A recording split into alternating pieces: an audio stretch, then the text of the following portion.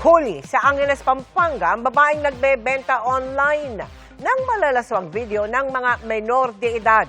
Kabilang sa 5 nasagip ang mga anak niyang 1 taon at 4 na taong gulang lang. Nakatutok si John Consulta. Exclusive.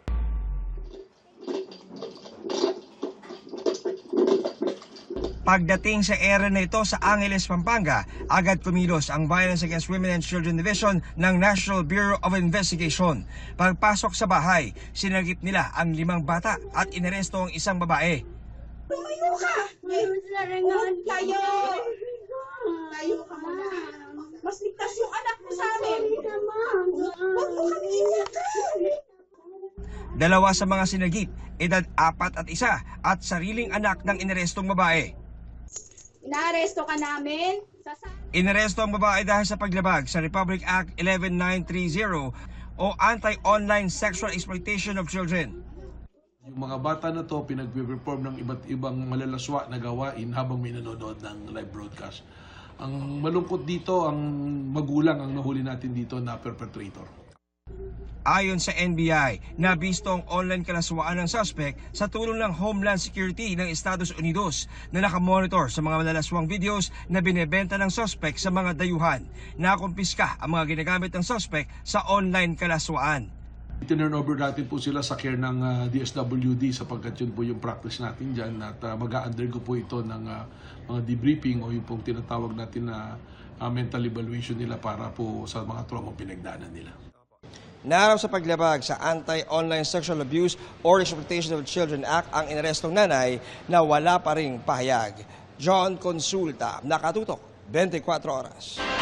Idinetalye ni dating Department of Public Works and Highways o DPWH Secretary Manuel Bonoan sa isang affidavit kung paano nabuo ang bilyong-bilyong pisong leadership fund na para umano sa mga priority project ng mga senador.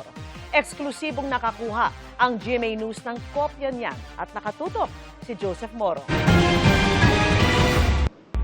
Ang ibinulgar ng dating Department of Public Works and Highway Secretary Manuel Bonoan tungkol sa Leadership Fund na kapaloob sa kanyang judicial affidavit na eksklusibong nakuha ng GMA News. Ayon kay Bonoan, na alarma raw si Pangulong Bongbong Marcos nang isumbong niya noon na nababawasan ang budget para sa mga proyekto ng DPWH dahil napupunta sa mga insertions ng mga mambabatas. Kaya iniutos ng Pangulo na siguraduhing equitable o makatarungan ang paglalaan ng pondo sa lahat ng rehiyon. At dito nabuo ang Senate Leadership Fund para hiwalay na mapondohan ang mga priority infrastructure projects ng mga senador. Sabi ni Bonoan, alam daw ng gabinete ng Pangulo na doon kinukuha ang pampondo sa mga proyekto ng mga senador. May hanggang 24 billion pesos ang Senate Leadership Fund kada taon. Walang itinakdang halaga kung magkano ang mailalaan kada senador dahil nasa discretion na raw ito ng nakaupong Senate President. Pero hindi bababa sa 500 million pesos ang sa bawat senador at ang Senate President at Chairman ng mga major committees mapaglalaanan ng hindi bababa sa 1 bilyong piso. Sabi ni Bonoan, para sa 2024 budget, sinooy Senate President Juan Miguel Zubiri ang kausap niya kaugnay ng Senate Leadership Fund na nasa 13.29 billion pesos. Noong 2025 naman, sinooy Senate President Francis Chisa Escudero ang kanyang kausap para sa pondong halos 21 billion pesos. Nauna nang sinabi ni Senador Zubiri na hindi raw siya kailanman nag-request o humawak ng anumang listahan ng project request ng mga senador. Hiningan pa namin ng reaksyon si Escudero. May budget allocation rin daw para sa mga kongresista. Gaya ng mga senador, hindi bababa sa 500 million pesos ang inilalaan para sa kada distrito. 120 million pesos naman ang inilaan sa mga proyekto ng mga party list representatives noong 2023 at 2024 na itinaas sa 150 million pesos noong 2025. Gumawa raw sila ng formula kung paano hahatiin ang pondo sa mga kongresista at ikinonsulta daw ito kay nooy House Speaker Martin Romualdez at House Appropriations Committee Chair Saldi Co at iba pa.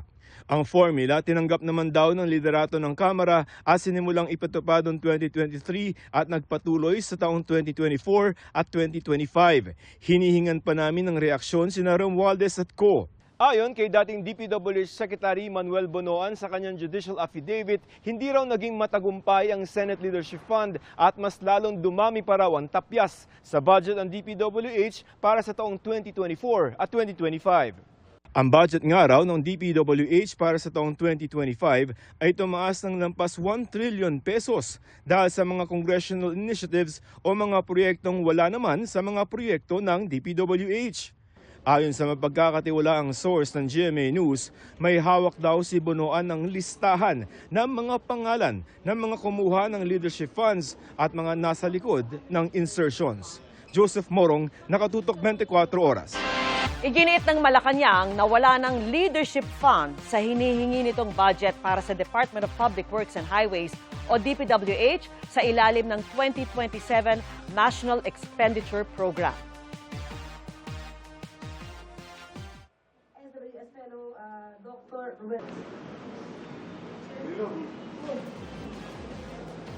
Ito, kinover up. Ito namang leadership fund, ngayon lang din naman ito lumabas. Kung hindi pa nagpa-imbestiga yung Pangulo, hindi natin ito lahat malalaman. No leadership fund under 2027 budget. Kung nangyari po ito sa panahon noon, hindi po ito mangyayari sa ngayon. Ayon sa palasyo, siniguro yan ng DPWH matapos ihayag ni dating DPWH Secretary Manny Bonoan na nagkaroon ng alokasyong 500 million hanggang 1 billion pesos na leadership fund para sa bawat senador ng 19th Congress. Nang tanungin kung alam ng Pangulo na nagka-leadership fund sa 2024 at 2025 budgets, sinabi ng Malacanang na kung alam ito ng Pangulo ay hindi niya ito papayagang mangyari. Dismayado at nangangamba ngayon ang ilang residente sa isang barangay sa Tigbawan, Iloilo. Dahil kasi sa patuloy na pag-ulan, gumuho ang flood mitigation structure doon na nitong Mayo lamang natapos. Nakatutok si John Sala ng GMA Regional TV. Gumuho ang bahay ni Ramiero sa barangay Napnapan Sur, Tigbawan, Iloilo noong Lunes dahil sa patuloy na pag-ulan. Matapos ang ilang oras, gumuho ang katabi nitong flood mitigation structure. Ayon sa Municipal Engineering Office, nitong Mayo lang natapos ang proyekto na nasa 139.7 million pesos ang halaga. Wala pang 3 buwan, napansin ng mga residente na may mga bitak na ito bago ito gumuho. Kaya matindi ang pangamba ng mga residente. Dismiyado gid bisan sino magtanaw kung mga sitwasyon. Amo na niya tabo, ang happy dali lang. Pag Mayo hasta Subo sang nagliga. Kulba, hadlok, ngam nali magdalam ang baha, anong matabo sa amon din malulos kami liwat. O di ba? Ay sang una nalulosong kami. Ay amo gani ang balko sa ila silingkuti dapat ko naghimo kamo sang amo karag isip man ninyo kung anong depensa sa babaw. Dito may tubig isa. Amo to nga Dito nag-stop. nag-stop, amo to nga nagkala Isang naka-factor. usmod to ang mga Isang naka. Kaya why na sungawan mo? Why na access? Sa pagsusuri ng Municipal Engineering Office, ang DPWH Iloilo 1st District Engineering Office, soil erosion ang dahilan ng pagguho ng bahay at ng flood mitigation structure. Sana raw ay bago sinimula ng proyekto, pinag-aralan muna ng contractor at ng DPWH ang kondisyon ng lupa. Kahit tani ko nakita ni designer basit ko na may mga factors man sila nga i-add tani sa design nila. Sinisikap ng news team na makuhanan ng panig ang DPWH Iloilo 1st District Engineering Office pero wala pa silang tugon habang pinag-aaralan pa ang sitwasyon ng istruktura. Mula sa GMA Regional TV, John Sala. Nakatutok, 24 Oras. Walang problema sa prosekusyon ng babala kahapon ni Presiding Officer Cheese Escudero kaugnay ng pagtalakay sa impeachment trial sa labas ng impeachment court. Pero dapat anilang patas itong ipatupad kahit sa nililitis na si Vice President Sara Duterte. Nakatutok si Tina Panganiban Perez. Misleading questions are not allowed. They are allowed. Sa sagutan yan, nagugat ang online post ni Prosecutor Attorney Amando Ligutan na nagdidiing isang elementary evidentiary rule na bawal ang misleading question sa isang paglilitis. Pero dahil inireklamo ng defense panel, nagbabala ang presiding officer ng Senate Impeachment Court. One side has been crossing the line many times, and in fact, the presiding officer is already in the process of drafting a ruling and a warning and an order pertaining to this, because clearly, I can even name all of you who have been commenting on social media in violation of Rule 18 of the impeachment rules. Sa ilalim ng Rule 18 o Sub Judice Rule, pinagbabawalan ang mga kasama sa impeachment trial ng pagbibigay ng mga pahayag tungkol sa merito ng impeachment case. Ayos lang, ayon sa prosekusyon. Basta patas yan sa lahat. Sa prosekusyon, sa depensa, sa senator judges, at sa nililitis na si Vice President Sara Duterte.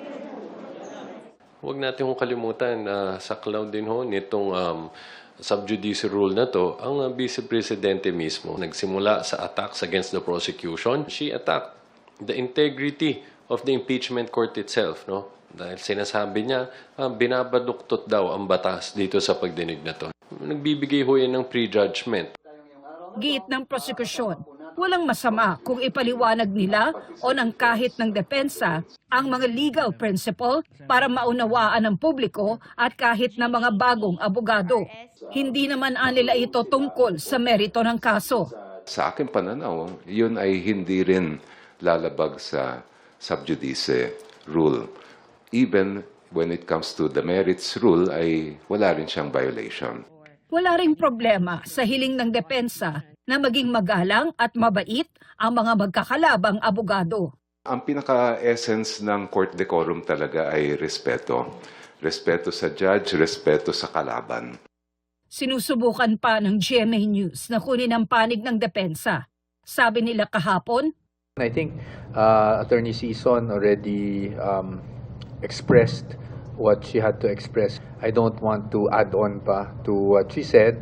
I also don't want to add on, add fuel to the fire. So nasabi naman, kailangan nang sabihin, nagsalita na rin ating presiding officer. I think we have to be extra careful lang talaga with answering. I was just in an interview on one of the radio shows, and it was very difficult for me to answer questions. Kasi I'd like, as much as possible, I'd like to give you something to report on.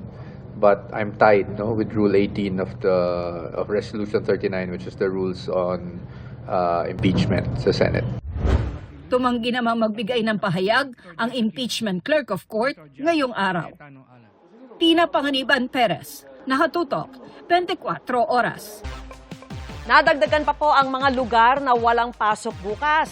Suspendido ang face-to-face at online classes sa lahat ng antas sa public at private schools sa Obando, Bulacan.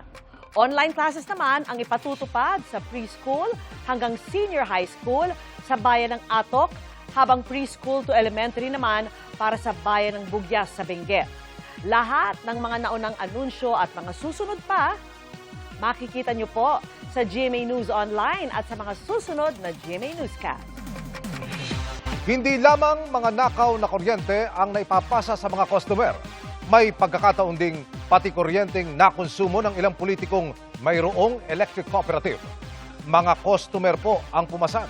Ang pagbubunyag na yan sa Senado sa pagtutok ni Ian Cruz. Panahon na para tanggalin na natin ang systems loss na pinapasa sa consumer. We, the people, we demand for the immediate amendment of the EPIRA. Immediate o agad-agad na pagtanggal sa system loss at value-added tax o VAT nito ang iniutos ni Pangulong Bongbong Marcos. Pero 17 araw matapos siyang banggitin sa State of the Nation Address o SONA, tinatanong pa rin sa Energy Regulatory Commission kung kaya talagang tanggalin ang system loss sa kuryente. Pareho pa rin ang sagot ng ERC, kayang hadlangan ng non-technical losses tulad ng pagnanakaw sa kuryente, meter tampering o error sa bills. Is it viable? Is it really feasible? Yes, Mr. Chair. If we will further adjust the allowable cap for the non-technical system loss, they will be able to comply. Kinakausap na umano ng ERC ang Bureau of Internal Revenue o BIR kaugnay niyan. We have released the other day a draft resolution on the classification or characterization of the system loss charge as a government-mandated pass-through charge.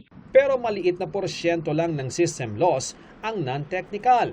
3% lang kung kuryente mula sa electric cooperatives ang pag-uusapan ayon sa National Electrification Administration o NEA.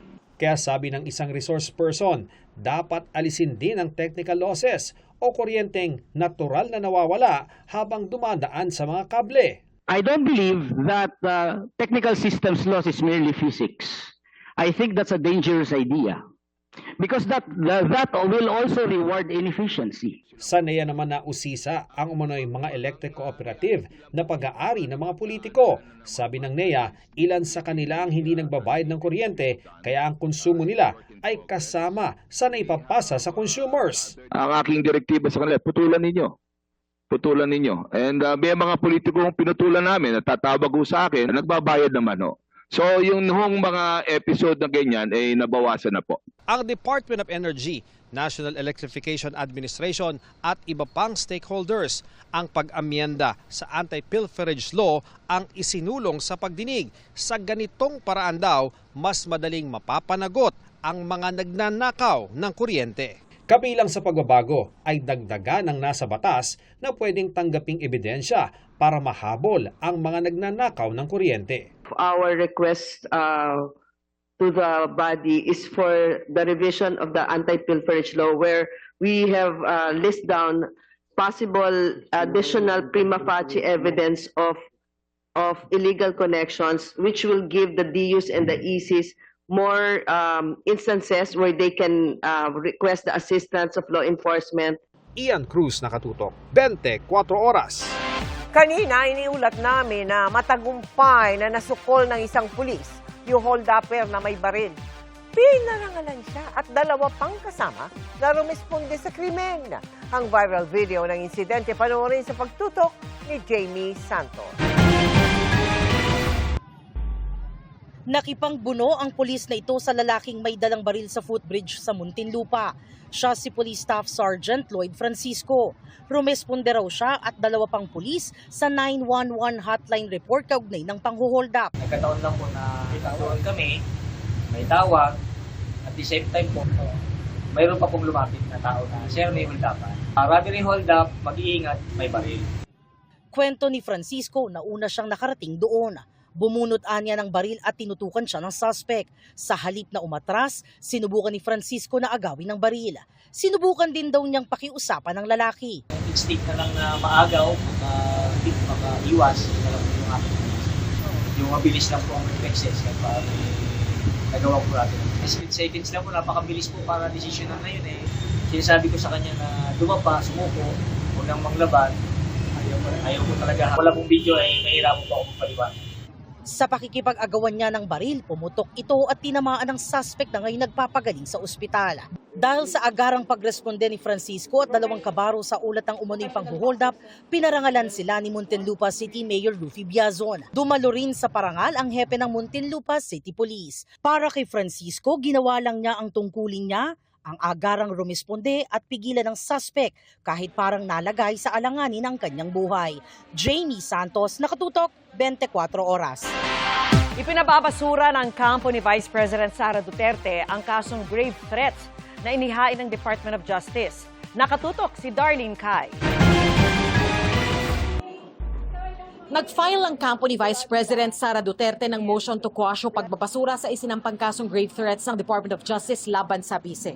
Ang kaso, nagugat sa mga pahayag ni Duterte sa live stream na may kinontrata na raw siyang gunman para patayin sina Pangulong Bongbong Marcos, unang ginang at nakaupo noong speaker, sakaling may pumatay sa kanya.